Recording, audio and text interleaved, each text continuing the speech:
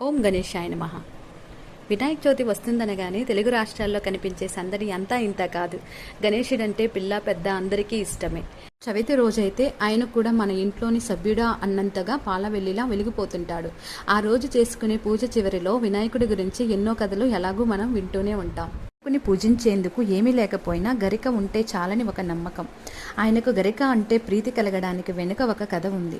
పూర్వం యమధర్మరాజుకు అనలాసురుడు అనే కుమారుడు పుట్టాడు. అగ్నితత్వం ఉన్న ఆ రాక్షసుడు తనకి ఎదురుగా వచ్చిన ప్రతి దానిని బూడిద చేయసాగాడు.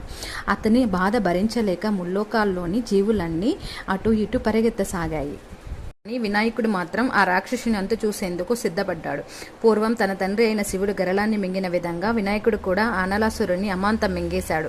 అంతవరకు బాగానే ఉంది. కానీ అనలాసురుడిది అగ్నితత్వం కదా, అందుకని అతను వినాయకునిలో విపరీతమైన తాపాన్ని కలిగించసాగాడట.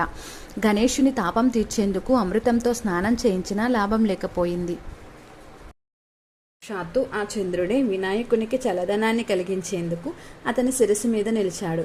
అయినా ఎలాంటి ఉపశమనము లభించలేదు. చివరకు తనని గరికతో కప్పివేయమని ఆ ఏకదంతుడే వానికి సూచించాడు.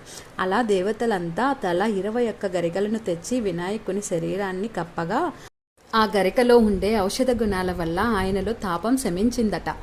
అప్పటి నుండి గరిక అంటే వినాయకునికి ఇష్టం ఏర్పడిందని చెబుతారు. ఇంకా మరెన్నో విషయాలు తెలుసుకోవడానికి మన ఛానల్ని సబ్స్క్రైబ్ చేయండి. అలాగే షేర్ చేసి లైక్ చేయండి. Thanks for watching.